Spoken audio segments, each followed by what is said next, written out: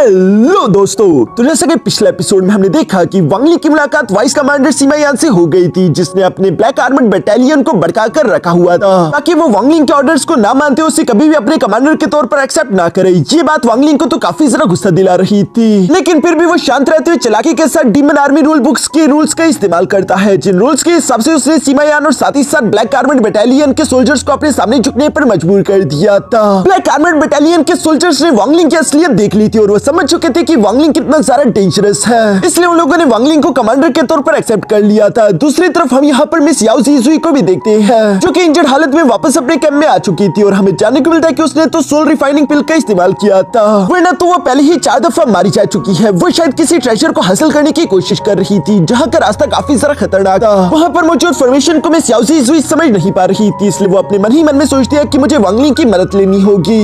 अब आगे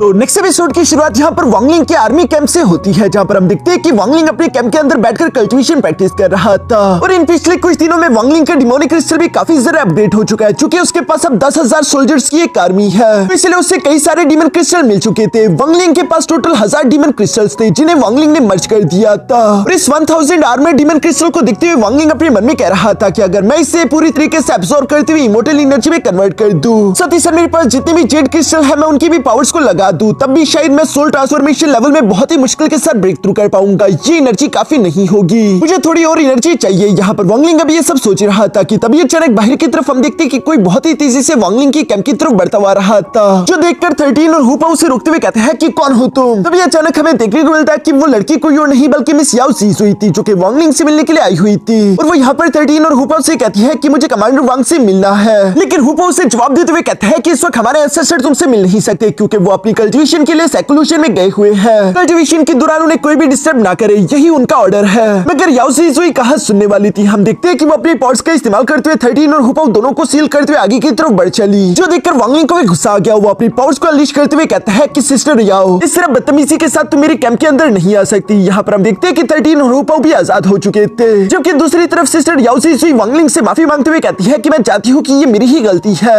लेकिन वांगलिंग मुझे तुमसे कोई जरूरी बात डिस्कस करनी है। अगर ये इतना अर्जेंट ना होता तो मैं कभी भी इस तरह से ना चली आती। जिस पर वांगलिंग जवाब देते हुए कहता है कि तुमने मेरी कल्टीवेशन को डिस्टर्ब किया, उम्मीद करता हूँ कि तुम्हारी बात उतनी ही अर्जेंट हो, अगर ऐसा ना हुआ तो ये तुम्हारे लिए अच्छा नहीं होगा। जो कहते हुए वांगलिंग ने मिस जीजुई को अंदर आने की इजाजत दे दी थी। दूसरी तरफ हम देखते हैं कि मिस जीजुई भी टेंट के अंदर आती फौरन आसपास से एक साउंड बैरियर क्रिएट कर लेती है। साथ ही साथ वो वांगलिंग से कहती है कि प्लीज माइंड मत करना, मैं तुमसे जो बात करने वाली हूँ वो काफी सारा सीक्रेट है, मैं नहीं चाहती कि इसके बारे में किसी और को मालूम हो। ये कहते हुए मिस जीजुई ने वांगलिंग को बताना शुरू कर दिया था कि असल में ये डीमन स्पिरिट लैंड पहले यहाँ पर एक इमोर्टल मेंशन हुआ करता था, और जैसा कि तुम जानते हो कि पास में इमोर्टल रैम तबाह हो चुका, तो इमोर्टल रैम के तबाह होने के बाद वो इमोर्टल मेंशन भी कहीं धंस कर रह गया, जिसके बारे में किसी को मालूम नहीं, लेकिन मुझे वो हाल ही में मिला है। पर मसले की बात यह है कि उस इमोर्टल मेंशन में कई सारे रिस्ट्रिक्शंस लगे हुए हैं, जिसके अंदर मैं इंटर नहीं कर पा रही, और मुझे मालूम है कि ब्रदर वांगलिंग तुम रिस्ट्रिक्शंस को जानने में काफी ज्यादा बेहतरीन हो, इसलिए मैं यहाँ तुम्हारी मदद लेने के लिए आई हूँ। अगर तुम मेरी मदद करते हो उन रिस्ट्रिक्शंस को तोड़ने में, तो इमोर्टल पैलेस के अंदर हमें जितने भी ट्रेजर्स मिलेंगे वो सारे के सारे ट्रेजर हम लोग आपस में 50-50 कर सकते हैं। ये सुनकर तो वांगलिंग की भी आंखें खुली की खुली रह गई थी। इमोर्टल मेंशन वाकई में एक बहुत ही सारा जबरदस्त जगह है, जिसे वांगलिंग एक्सप्लोर करना चाहता था, लेकिन साथ ही साथ वांगलिंग जानता रहा कि मिस याओ जीजुई भरोसे के काबिल नहीं है, इसलिए वो जवाब देते हुए कहता है कि मुझे माफ कर देना, इस वक्त मैं अपने कल्टीवेशन के एक बहुत ही सारा क्रिटिकल मोड पर खड़ा हूँ, इसलिए मैं तुम्हारी मदद करते हुए तुम्हारे साथ नहीं आ सकता। जो सुनकर मिस याओ जीजुई धीरे से वांगलिंग की तरफ बढ़ते हुए कहती है कि तुम्हें देखकर ऐसा लगता है कि शायद तुम अपने सोल ट्रांसफॉर्मेशन लेवल के पीक पर पहुंचने की कोशिश कर रहे हो, और लेट स्टेज में ब्रेक थ्रू करने के लिए तुम्हें कई सारे जेड क्रिस्टल चाहिए होंगे, जो कि यहाँ पर इतनी आसानी के साथ नहीं मिल सकते, लेकिन चूंकि मैं तुम्हारे साथ पार्टनरशिप करना चाहती हूँ, इसलिए मैं तुम्हें तोहफे के तौर पर इतने सारे जेड क्रिस्टल दूंगी कि तुम उनका इस्तेमाल करते हुए let soul transformation cultivation level पर पहुंच सको। ये कहते हुए मिस जीजुई ने अपने पास से एक स्टोरेज बैग बाहर निकाल लिया था, जो कि जेड क्रिस्टल से भरा पड़ा है, और मिस जीजुई वांगलिंग को बताने लगी कि ये आधे जेड क्रिस्टल है, एक बार काम पूरा हो जाए तो मैं बाकी की आधी पेमेंट भी तुम्हें कर दूंगी। जो देखकर तो वांगलिंग पूरी तरीके से शॉक हो गया था, क्योंकि इतने सारे जेड क्रिस्टल इस लड़की ने इतनी आसानी के साथ वांगलिंग को दे दिए। बाकी में ये लड़की ब्लड एंसेस्टर की बेटी है, इसलिए जेड क्रिस्टल की तो इसके सामने कोई अहमियत ही नहीं।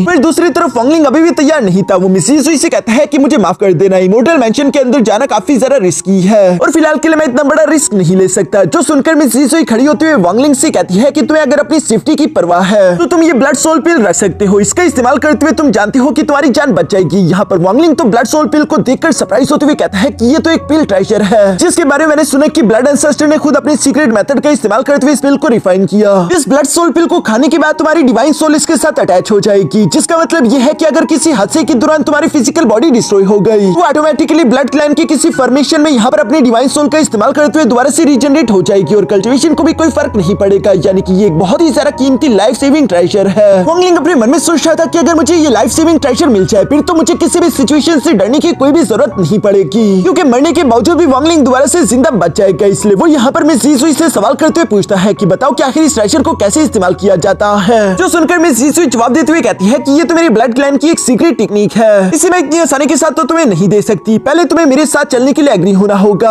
अगर तुम मेरे साथ चलने के लिए एग्री होते हो तो मैं तुम्हें इस तरह की एक और ब्लड सोल पिल भी दे सकती हूँ। तो ब्लड सोल पिल की कीमत तो काफी ज्यादा बड़ी थी, इसलिए हम देखते हैं कि वांगलिंग आखिरकार एग्री हो गया था। ये सुनकर मिस यीजुई काफी ज्यादा खुश हो गई और वो वांगलिंग को इन पिल्स का इस्तेमाल करने की टेक्निक भी दे देती है, जहाँ वो वांगलिंग से कह रही थी कि तुम इस ब्लड सोल पिल पर अपनी डिवाइन सोल का इम्प्रिंट लगाना होगा। उसके बाद अगर तुम किसी हादसे में मारे गए तो तुम्हारी डिवाइन सोल तुम्हारे फ्लैश को अटैक करते हुए हमारे ब्लड क्लैन की किसी फॉर्मेशन से तुम्हें दोबारा से जिंदा कर देगी। और ये सब कहने के बाद मिस यीजुई वहां से जाते हुए वांगलिंग से कहती है कि याद रखना आज से 3 दिन बाद जब पर्पल डीमन स्टार अपनी ऊंचाइयों पर होगा तो उसके तीसरे आवर में मुझसे ड्रम माउंटेन पर आकर मिलना। यहाँ मिस यीजुई के जाने के बाद वांगलिंग उन्हें ब्लड सोल पिल्स की तरफ देख रहा था और वो अपने मन में कहता है कि इन्हें सिर्फ पकड़ते ही मुझे इनके अंदर से ब्लड फ्यूजन की एनर्जी महसूस हो रही है। ये सब कहते हुए वांगलिंग ने फौरन से एक ब्लड सोल पिल खा लिया, जबकि दूसरी तरफ हम देखते हैं कि मिस यीजुई वहां से जाने के बावजूद भी अपने डिवाइन कॉन्शियसनेस की मदद से वांगलिंग को देख रही थी और वो ये देखकर इवल्स की तरह मुस्कुराने लगी जैसे कि वो वांगलिंग को धोखा देने वाली है। इसके बाद हम लोगों को 3 दिन बाद का सीन दिखाया जाता है, जहाँ 3 दिन बाद वांगलिंग अपने कैंप से बाहर आकर यहाँ 13 और हुपाओ से कहता है कि मैं कहीं पर जा रहा हूँ और जब तक मैं वापस नहीं आ जाता तुम दोनों यही कैंप में रहकर अपनी कल्टिवेशन पर ध्यान देना। जिस पर हुपाओ और 13 हमें जवाब देते हैं। इसके बाद हम देखते हैं कि वांगलिंग ड्रम माउंटेन की तरफ रवाना हो गया, जहाँ पर मिस यीजुई पहले से ही वांगलिंग का इंतजार कर रही थी और वो वांगलिंग को आता हुआ देखकर अपने मन में कहती है कि मैंने इसे इतने सारे जेड क्रिस्टल दिए और सारे जेड क्रिस्टल्स का इस्तेमाल करने के बावजूद भी ये सोल ट्रांसफॉर्मेशन के लेट स्टेज में ब्रेक थ्रू करके नहीं पहुंच पाया। लगता है कि ये लड़का इतना भी सारा खास नहीं जितना कि मैंने इसे समझ लिया था। ये सब कहते हुए मिस यीजुई अपने पास से ब्लड कंपास निकालते हुए वांगलिंग को बताती है कि जब पर्पल डीमन स्टार सबसे ज्यादा तेज चमकेगा तो हम पर एक रोशनी आएगी और वो हमें यहाँ से टेलीपोर्ट कर देगी और यहाँ पर बिल्कुल ऐसा ही होता है। उस तेज रोशनी का इस्तेमाल करके ब्लड कंपास इन दोनों को टेलीपोर्ट करते हुए यहाँ किंगलिंग इमोर्टल मेंशन के एक प्लेटफॉर्म पर लाकर खड़ा कर देता है, जहाँ पर मिस यीजुई वांगलिंग से कह रही थी कि हमें ऑनर 20 पाथ पर चलना होगा, लेकिन उससे पहले तो अपने आर्टिस्टिक कॉन्सेप्शन को सेंस करके यहाँ मेडिटेशन के लिए बैठ जाओ ताकि तुम्हें गोल्डन सिंबल अप्रूवल मिल सके। यहाँ पर हम देखते हैं कि मिस यीजुई बिल्कुल ऐसे ही कर रही थी। सबसे पहले वो अपने आर्टिस्टिक कॉन्सेप्शन को एक्टिवेट करके गोल्डन सिंबल अप्रूवल लेती है, जो सब करते हुए गोल्डन सिंबल यहाँ मिस यीजुई की बॉडी के अंदर इंटर कर गया था और वांगलिंग को उसकी एनर्जी काफी ज्यादा अजीब और पावरफुल महसूस हो रही थी। ये देखकर वांगलिंग भी फौरन से अपने लाइफ एंड डोमेन की पावर को एक्टिवेट करके अपने आर्टिस्टिक कॉन्सेप्शन को सेंस करने की कोशिश करता है, जिस दौरान कुछ गोल्डन एनर्जी वांगलिंग की बॉडी के अंदर इंटर हो रही थी। साथ ही साथ वांगलिंग को एक आदमी की परछाई दिखाई दी जो कि असल में कोई और नहीं बल्कि किंग लिन ही था, जिसका ये इमोर्टल मेंशन है। दूसरी तरफ मिस याओसी यीजुई देखती है कि वांगलिंग की बॉडी के अंदर तो काफी ज्यादा गोल्डन एनर्जी इंटर कर रही थी। ये देखकर वो हैरान होते हुए कहती है कि आखिर ऐसा कैसे हो सकता है, मेरे पास सिर्फ 3 गोल्डन सिंबल स्ट्रोक्स आए हैं जबकि इस लड़के के पास 6 गोल्डन सिंबल स्ट्रोक आ गया। क्या इसके आर्टिस्टिक कॉन्सेप्शन मुझसे भी ज्यादा ताकतवर है? लेकिन आखिर ये कैसे पॉसिबल है? तभी अचानक हम देखते हैं कि एक ड्रैगन तेजी के साथ उड़ता हुआ इस प्लेटफॉर्म पर आकर बैठ गया, जिसके बाद वो खुद को एक स्टोन ब्रिज में कन्वर्ट कर लेता है। मिस यीजुई भी ये देखते हुए वांगलिंग से कहती है कि चलो मेरे साथ आओ और वो उसी ड्रैगन की बॉडी का इस्तेमाल करते हुए यहाँ एक दूसरे प्लेटफॉर्म पर चले जाते हैं, जो कि असल में ऑनर 20 पाथ का पहला प्लेटफॉर्म था। रास्ते में चलते हुए वांगलिंग अपने मन में कह रहा था कि मिस याओसी यीजुई इस जगह को लेकर कुछ ज्यादा ही कॉन्फिडेंट है। यकीनन मिस याओसी यीजुई पहले भी यहाँ पर आ चुकी है,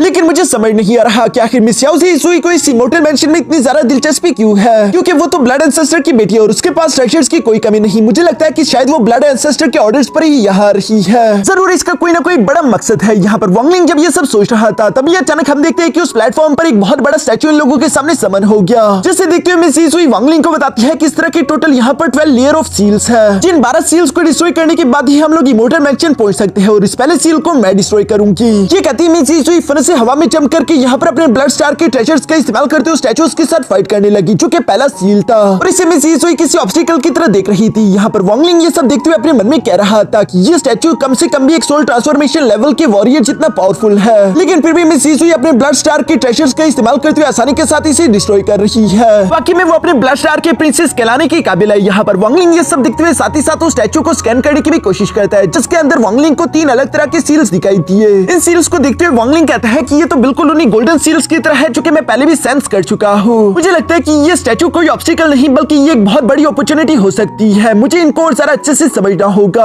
यहाँ पर हम देखते हैं कि मिस यीजुई ने उस पहले स्टैचू को तो डिस्ट्रॉय कर दिया था। इसके बाद ये लोग ड्रैगन का इस्तेमाल करते हुए सेकंड प्लेटफॉर्म पर आ जाते हैं, जहाँ सेकंड स्टैचू को हराने की बारी इस बार वांगलिंग की थी। और हम देखते हैं कि उस स्टैचू ने वांगलिंग पर हमला करना शुरू कर दिया, मगर दूसरी तरफ वांगलिंग उस स्टैचू के अटैक्स को डॉज करते हुए तेजी के साथ पीछे की तरफ आ रहा था। साथ ही साथ वो स्टैचू की बॉडी को स्कैन करता है, जहाँ वांगलिंग ने देखा कि उस स्टैचू की बॉडी के अंदर भी 3 रिस्ट्रिक्शन सील्स थे। इसलिए वांगलिंग उन रिस्ट्रिक्शन सील्स को डिसेबल करने का तरीका सोच रहा था, मगर बाहर की तरफ वो स्टोन स्टैचू भी लगातार वांगलिंग पर हमला करता जा रहा है, जिसके अटैक्स को ब्लॉक करने के लिए वांगलिंग को मजबूरन अपने फॉरबिडन फ्लैग को बाहर की तरफ निकालना पड़ा। मिस यीजुई भी ये सब होता हुआ देख रही थी और वो हैरान होते हुए अपने मन में कह रही थी कि आखिर ये क्या हो रहा है। वांगलिंग के रिस्ट्रिक्शन स्किल्स तो काफी सारा बेहतरीन है, लेकिन फिर आखिर स्टोन स्टैचू को डिस्ट्रॉय करने में उसे इतनी सारा मुश्किल क्यों आ रही है, वो इतना सारा स्ट्रगल क्यों कर रहा है। असल में बात सही भी थी, अगर वांगलिंग चाहता तो आसानी के साथ इस स्टोन स्टैचू को डिस्ट्रॉय कर सकता था, लेकिन वांगलिंग बिल्कुल भी ऐसा नहीं करता, बल्कि वो रिस्ट्रिक्शन सील्स के फॉर्मेशन आई को ढूंढने की कोशिश कर रहा था। और जैसे ही वांगलिंग को फॉर्मेशन आई मिल गई, वो फौरन से अपनी डार्क एनर्जी का इस्तेमाल करते हुए उस फॉर्मेशन आई को कवर कर लेता है, जिसके बाद वो रिस्ट्रिक्शन सील्स वांगलिंग के कंट्रोल में आ गई और वो कहता है कि रुक जाओ, जिसके साथ ही हम देखते हैं कि वो स्टोन स्टैचू रुककर गायब हो गया। और चूंकि वांगलिंग ने उस स्टोन स्टैचू को डिस्ट्रॉय नहीं किया था, तो इसलिए उस स्टोन स्टैचू के अंदर से वांगलिंग को एक गोल्डन सिंबल भी मिल जाता है, जो देखकर तो मिस यीजुई हैरान हो गई थी। उसे तो मालूम ही नहीं था कि इन स्टोन स्टैचूज के अंदर इस तरह की गोल्डन सिंबल भी है। दूसरी तरफ हम देखते हैं कि वांगलिंग ने वो सेकंड गोल्डन सिंबल भी एब्सॉर्ब कर लिया था, जो कि उसके फर्स्ट गोल्डन सिंबल के साथ जाकर मर्ज होकर उसे अपग्रेड कर देता है। ये गोल्डन सिंबल्स काफी सारा कीमती ट्रेजर है, जो कि फ्यूचर में वांगलिंग के काफी सारा काम आएगा। मिस यीजुई को इसलिए वांगलिंग से काफी सारा जलन हो रही थी और वो खुद को समझाने की कोशिश करते हुए कहती है कि बस सिर्फ वांगलिंग लकी था, इसलिए उसे ये मिल गया। इसके बाद तीसरे प्लेटफॉर्म की बारी आती है, जहाँ पर मिस यीजुई के सामने एक स्टोन स्टैचू था और जैसे जैसे ये लोग आगे की तरफ बढ़ते जा रहे हैं, स्टोन स्टैचू भी काफी ज्यादा ताकतवर होता जा रहा था, क्योंकि उसके अंदर के मौजूद गोल्डन सिंबल के स्ट्रोक्स बढ़ते जा रहे थे।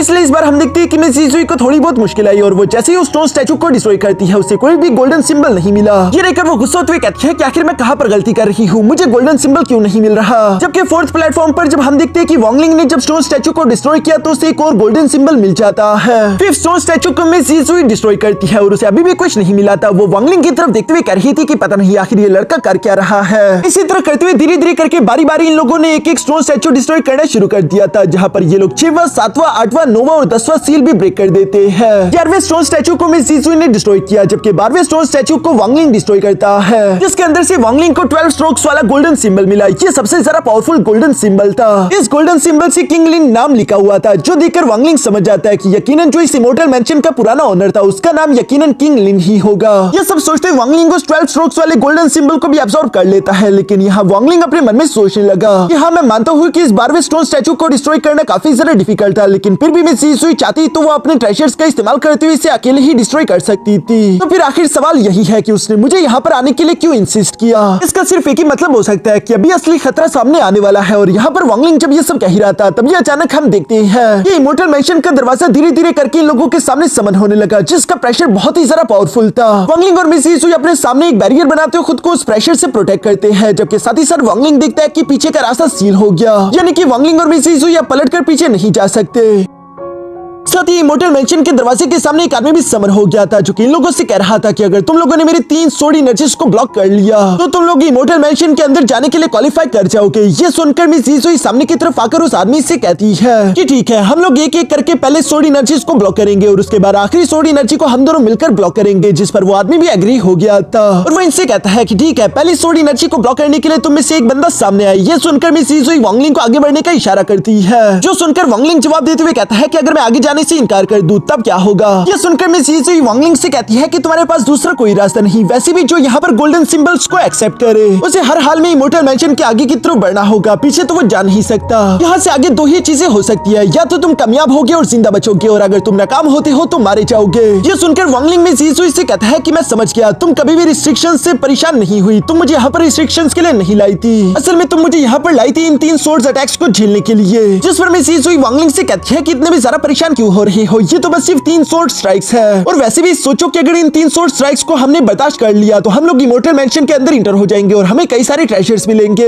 वैसे भी परेशान होने की कोई जरूरत नहीं, तुमने ऑलरेडी ब्लड सोल पिल तो खा ही लिया होगा, अगर तुम यहाँ पर मारे भी जाते हो तब भी तुम बच जाओगे, तो परेशान होने वाली कौन सी बात है। जो सुनकर वांगलिंग जवाब देते हुए कहता है कि तुम बहुत बड़ी कमीनी हो, मगर कहना पड़ेगा कि तुम्हारा प्लान वाकई में कमाल का था, तुमने मुझे फंसा दिया, लेकिन अगली बार मुझे धोखा देने की कोशिश मत करना। ये सब कहते हुए वांगलिंग फर्स्ट सोर्स स्ट्राइक को ब्लॉक करने के लिए सामने की तरफ चला जाता है, जहाँ पर हम देखते हैं कि उस आदमी ने भी फर्स्ट स्ट्राइक को फौरन से वांगलिंग की तरफ चल दिया। ये सोर्स स्ट्राइक को ब्लॉक करने के लिए वांगलिंग अपनी पावर्स को एक्टिवेट करके अपने ऊपर एक फॉर्मेशन बना लेता है, मगर हमें जानने को मिलता है कि वो सोर्स स्ट्राइक तो काफी ज्यादा पावरफुल थी, जिसे ब्लॉक करना वांगलिंग के लिए काफी ज्यादा मुश्किल हो रहा था। अपनी पूरी जान लगाने के बावजूद भी वांगलिंग के मुंह से खून निकलने लगा और देखकर ऐसा लग रहा था कि शायद वांगलिंग हारा जाएगा। मिस यीजुई भी ये देखकर वांगलिंग से कहती है कि तुम्हें अपनी जान बचानी होगी, तुम इस अटैक को सर्वाइव नहीं कर सकते, इसलिए जल्दी से जल्दी ब्लड सोल पिल का इस्तेमाल करो और यहाँ से टेलीपोर्ट हो जाओ, क्योंकि ट्रेजर से ज्यादा जान जरूरी है। ये सुनकर वांगलिंग भी बिल्कुल ऐसे ही करता है, वो यहाँ पर मिस यीजुई के उसी सीक्रेट टेक्निक का इस्तेमाल करते हुए ब्लड सोल पिल को एक्टिवेट करने की कोशिश करने लगा, मगर मिस यीजुई तो ये देखकर अपने मन ही मन में खुश हो रही थी, क्योंकि उसने वांगलिंग को एक नकली ब्लड सोल पिल दी है। अब वांगलिंग की किस्मत में मौत के सिवा कुछ नहीं हो सकता और हम देखते हैं कि तभी अचानक वहाँ पर एक बहुत बड़ा ब्लास्ट हो जाता है। वांगलिंग की फॉर्मेशन टूट चुकी थी और वो उस अटैक से हिट होते हुए तीसरे के साथ नीचे वॉइड की तरफ जा गिरा, जो देखकर मिस यीजुई तो खुश होते हुए कह रही थी कि ये इमोर्टल मैंशन हमारे ब्लड क्लैन का एब्सोल्यूट सीक्रेट है, इसके बारे में तुम्हें वांगलिंग मालूम हो चुका था, आखिर मैं तुम्हें यहाँ से जिंदा कैसे जाने दे सकती थी, मैं तो बस सिर्फ तुम्हारा इस्तेमाल करना चाहती थी, क्योंकि हर बार मैं सिर्फ 2 ही सोर्स स्ट्राइक को ब्लॉक करने में कामयाब हो पाती, लेकिन चूंकि इस बार तुमने एक सोर्स स्ट्राइक को ऑलरेडी मेरे लिए ब्लॉक कर लिया है, बाकी के 2 स्ट्राइक्स ब्लॉक करना मेरे लिए ज्यादा डिफिकल्ट नहीं होगा। यहाँ पर वांगलिंग का ऑरा खत्म हो चुका था, जो देखकर मिस यीजुई समझ चुकी थी कि वांगलिंग मर चुका है। इसके बाद हम देखते हैं कि वो आदमी यहाँ पर यीजुई से कहता है कि पहला स्ट्राइक हो गया, अब सेकंड सोर्स स्ट्राइक की बारी है, क्या तुम उसके लिए तैयार हो। जो सुनकर मिस यीजुई भी खुश होते हुए कहती है कि हाँ चलो शुरू करते हैं, और ये कहती वो अपने पास ही कई सारे ब्लड जेट ट्रेजर बाहर की तरफ निकाल लेती है, जिनका इस्तेमाल करके वो सेकंड सोर्स स्ट्राइक को ब्लॉक करने की कोशिश करने लगी। इस सेकंड सोर्स स्ट्राइक को ब्लॉक करने में मिस यीजुई को काफी ज्यादा मुश्किल आ रही थी, लेकिन कुछ देर की कोशिशों के बाद आखिरकार हम देखते हैं कि मिस यीजुई ने उस सेकंड सोर्स स्ट्राइक को ब्लॉक कर दिया था। मिस यीजुई काफी ज्यादा खुश दिखाई दे रही थी, क्योंकि पहले ही वांगलिंग ने उसके लिए आधे स्टोन स्टैच्यूज को डिस्ट्रॉय करके उसकी एनर्जी को सेव कर दिया था, और जबकि मिस यीजुई के पास इतने ट्रेजर अभी भी मौजूद है कि वो 2 सोर्स स्ट्राइक्स को ब्लॉक कर सके, जिनमें से एक सोर्स स्ट्राइक तो ऑलरेडी ब्लॉक हो चुकी थी। अब आखिरी सोर्स स्ट्राइक की बारी थी, जिसके लिए मिस यीजुई तैयार हो जाती है, और ये सबसे ज्यादा खतरनाक फाइनल स्ट्राइक था, जिससे रोकने के लिए हम देखते हैं कि मिस यीजुई ने अपने सारे के सारे ब्लड ट्रेजर्स लगा दिए थे, इवन कि वो अपने ब्लड को भी यहाँ पर बहाते हुए उससे और ज्यादा पावरफुल बना देती है, जिसकी वजह से वो फाइनल स्ट्राइक को भी एक बड़े से ब्लास्ट के साथ झेलने में कामयाब हो जाती है। ये देखकर तो मिस यीजुई खुश होती हुई कह रही थी कि फादर मैंने कर दिखाया,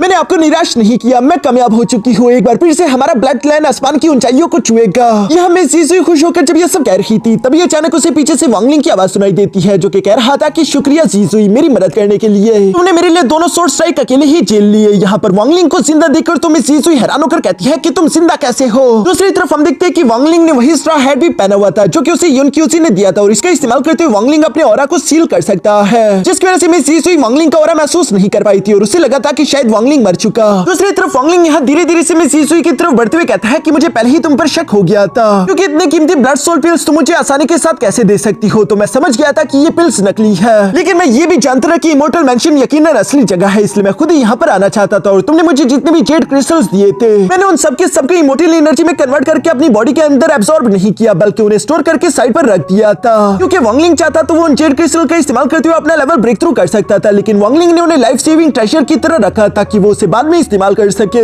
और अब मिस यीजुई भी समझ जाती है कि वांगलिंग ने असल में उस सोल ट्रांसफॉर्मेशन की सोल एनर्जी को ब्लॉक करने के लिए उन्हें इमोर्टल जेड्स की इमोर्टल एनर्जी का इस्तेमाल किया, और मुझे ऐसा दिखाया जैसे कि वो हिट होकर अब आइस में गिर चुका है, ताकि बाकी के 2 सोल स्ट्राइक मैं अकेले झेलूं। ये सब करने की वजह से वांगलिंग ने बेशक उन जेड क्रिस्टल्स की एनर्जी को तो जाया कर दिया था, लेकिन उसकी जान बच चुकी और उसकी कल्टीवेशन पर जरा सा भी फर्क नहीं आया है। ये सब देखकर तो मिस यीजुई को काफी सारा गुस्सा आ गया था, और वो अभी वांगलिंग पर हमला करने के लिए कोई टेक्निक एक्टिवेट करने वाली थी, लेकिन दूसरी तरफ वांगलिंग उससे कहता है कि बिला वजह मत झटपटाओ, क्योंकि अब इसका कोई फायदा नहीं, तुम इमोर्टल एनर्जी का इस्तेमाल नहीं कर सकती, ऑलरेडी मैंने तुम्हारे मेंडेरियंस को ब्लॉक कर दिया है। ये कहते हुए वांगलिंग ने यहाँ पर मिस यीजुई को जकड़ लिया था, जो देखकर मिस यीजुई गुस्सा होते हुए वांगलिंग से कहती है कि यही तुम्हारे पास मौका है, अभी मुझे जान से मार डालो, लेकिन मैं तुम्हें इसके लिए छोड़ूंगा छोड़ूंगी नहीं। जो सुनकर वांगलिंग जवाब देते हुए कहता है कि भला मैं तुम्हें क्यों जान से मारने लगा, मैं जानता हूँ कि तुमने भी ऑलरेडी ब्लड सोल पिल लिया है। अगर मैंने तुम्हें जान से मार दिया तो ब्लड फॉर्मेशन की वजह से तुम दोबारा से जिंदा हो जाओगी, तो भला मैं तुम्हें जान से क्यों मारूं, बल्कि मैं तो तुम्हारे साथ मजे करने वाला हूँ। मैं तुम्हें life and death artistic conception का इस्तेमाल करते हुए सील कर दूंगा, क्योंकि अगर तुम मरोगे ही नहीं तो ब्लड सोल पिल का क्या ही फायदा। ये सुनकर तुम्हें जीजुई कहती है कि खबरदार ऐसा मत करना, मगर तब तक काफी ज्यादा देर हो चुकी थी। वांगलिंग ने life and death artistic conception का इस्तेमाल करते हुए यहाँ पर मिस जीजुई को सील करके एक छोटे से ऑर्ब के अंदर रख लिया था, जिसे वो अपने स्टोरेज बैग के अंदर रख लेता है। साथ ही साथ वांगलिंग अपने मन में सोचने लगा कि पता नहीं आखिर इस इमोर्टल मैंशन के अंदर ऐसा क्या होगा जिसके लिए मिस जीजुई ने इतनी सारी चालें चली। मैं अंदर जाकर देखना चाहता हूँ। दूसरी तरफ हम देखते हैं कि दरवाजे के सामने वो आदमी भी यहाँ पर वांगलिंग से कहने लगा कि मैं एक रिमेनेंट सोल हूँ और अब से आप इस इमोर्टल मैंशन के मालिक है, मैं आपको यहाँ पर वेलकम करता हूँ। ये कहती है उस आदमी ने यहाँ पर वांगलिंग को एक टोकन भी दे दिया था, जिसका इस्तेमाल करते हुए वांगलिंग जब चाहे आसानी के साथ इस मैंशन के अंदर इंटर और एक्सिट कर सकता है।